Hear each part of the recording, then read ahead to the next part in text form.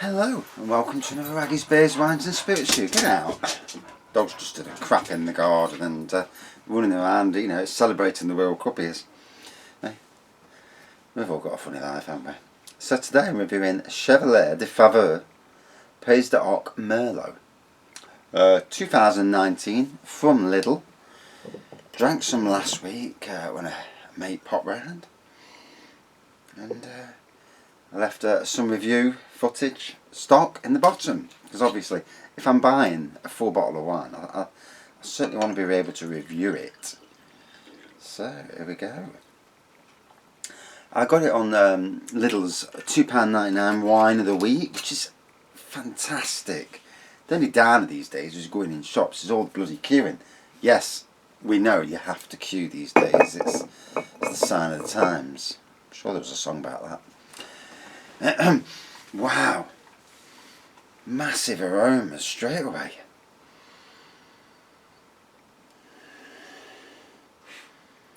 Well, I sure got a whiff of chocolate in the aroma then. Might be one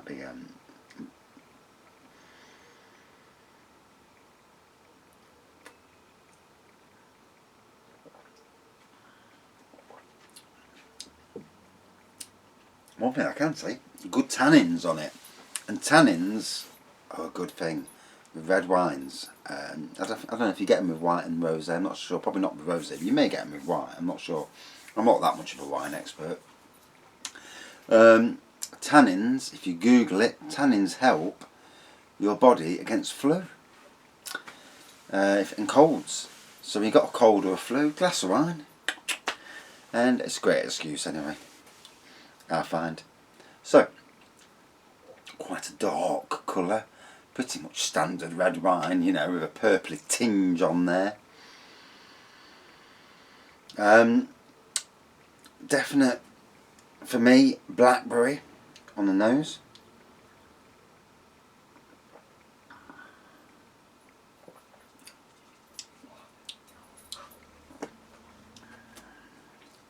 It's been stored, this is about 8 or 9 days after I drank the first, you know, from since we opened it, so it's lasting well.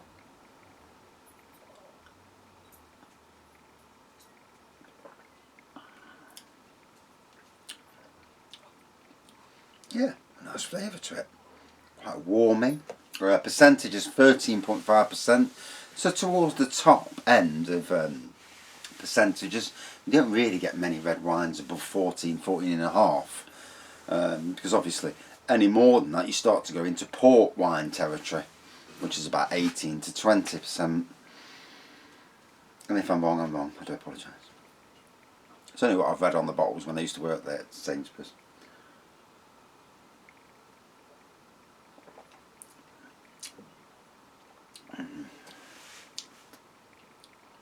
Into vanilla. And in any case, £2.99, what's not to be happy about that?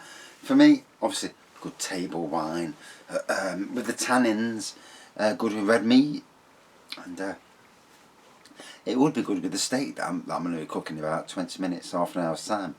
Once my sausages have defrosted, so I'm defrosting some sausages in warm water. Sausages, steak, maybe a few chippies. See where we go. Got to get your dinner right, haven't you? Got a nice rump steak. So rump steak being probably the tastiest of all the steaks for flavour. I know rump is quite a cheaper steak, but it has got a good flavour to it. Whereas my personal preference is ribeye. I do like the fillet, I must admit, but it's such a fussy bleeder to cook. Especially when you're cooking it for a wife who doesn't want any sign of blood. And you get a big wad of fillet like that and it's like, oh God, cooking it, turning it over. And nightmare. And funnily enough, I've actually got a steak cooker now. I've been given a steak cooker. But I'll see what happens with that, because I'm not sure whether I'm going to keep it and use it at work at some stage, or just use it in the house when I'm doing steaks. Don't know. Hard to know what the future brings.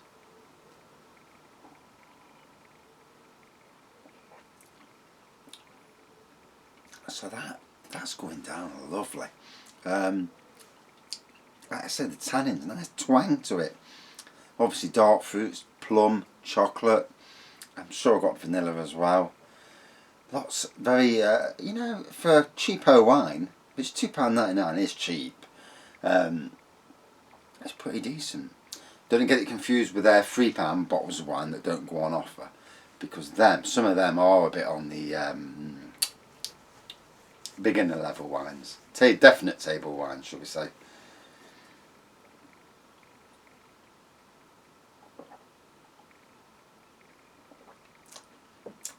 So I'm at work today, and we're meeting our new bosses. We're being 2P'd over, and never. It's something that's totally new to me.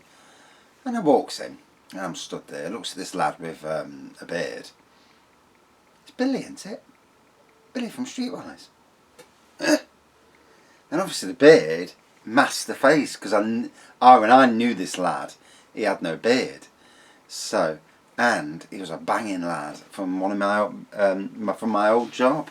It's amazing what a small world it can be.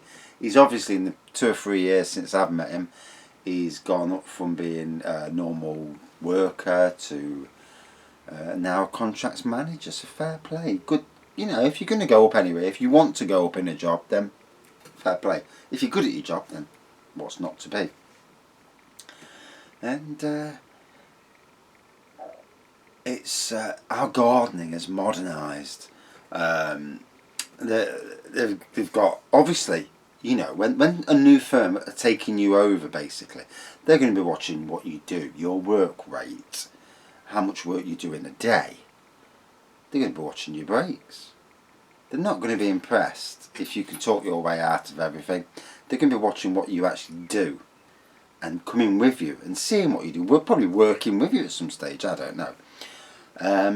Which doesn't bother me in the slightest, because I do what I do, and I have no issues, no problems, and luckily I'm a good hard worker, so in that respect, no issues, no problems at all. And the apps they're using, this sign, we haven't got a thing where we clock in, so you'll be clocking in via the app. Straight away you'll get a thing come up, and they're all very interesting.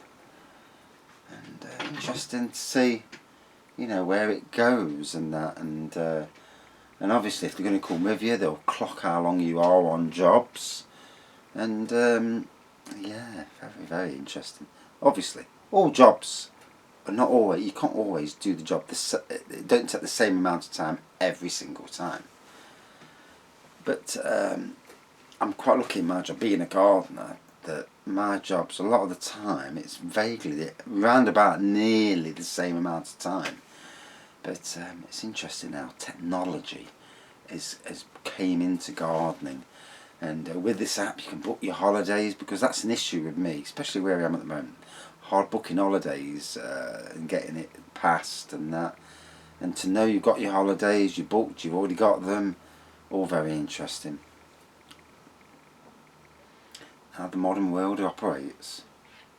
I'm used to councils and it not being modern at all.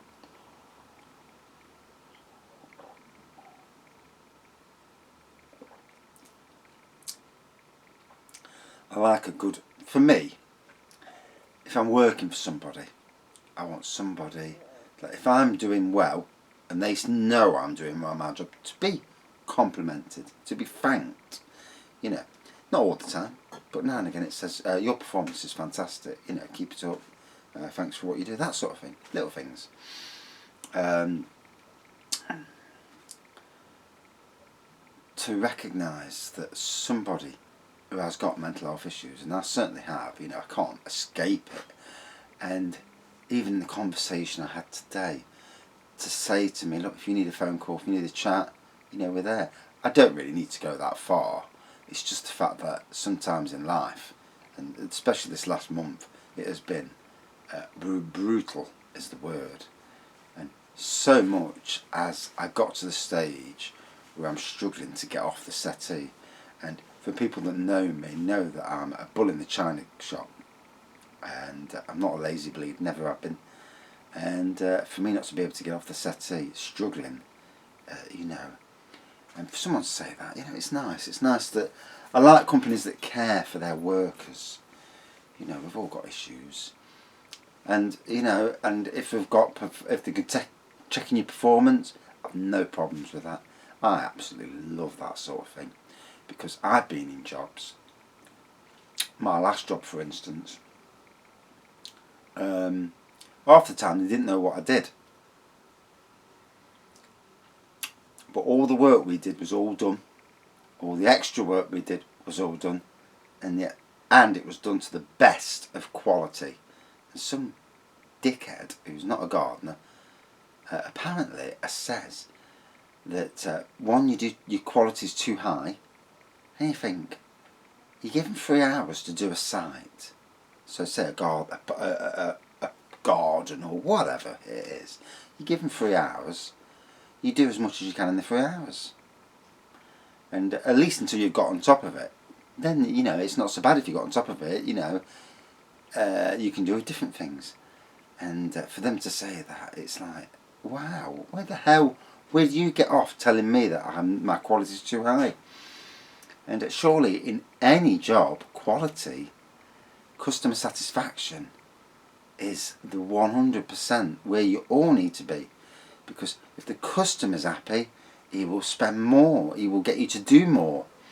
It's a strange world when that happens. Especially from this person who wasn't even a gardener telling me that, and you think to yourself, go and look in the mirror and then go and take your face for a shit, you know. Yes. And anyway, I think the wine's starting to talk, so I better stop that. Not be too brutal, do I? Their time will come. There's always a thing in life, for all those that have done you wrong, karma is always around the corner. And I've seen it over the years where people have done the dirty to me, and if I deserve it, then fair dues. And you know, if I've been an idiot and I've upset somebody and I've had it back, then fair dues. You know, if you are that sort of person and you get it back, you take it on the nose. Yeah, I need to change. That's fair. But when something happens and it's not your fault and you're on the wrong side of it, then karma is a great thing. But anyway, back to the wine. Quite a nice wine for what it is. For £2.99, you can't fault it. Normal price £4.99, but this is one of those that goes on offer quite a lot.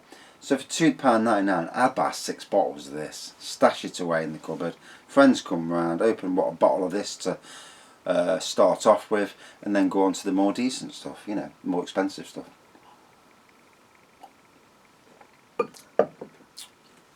Nice tannins throughout, nice dry mouth on it. Definitely got plum, definitely got chocolate, hint of vanilla, and definitely a bit of spice as well, and certainly tannins.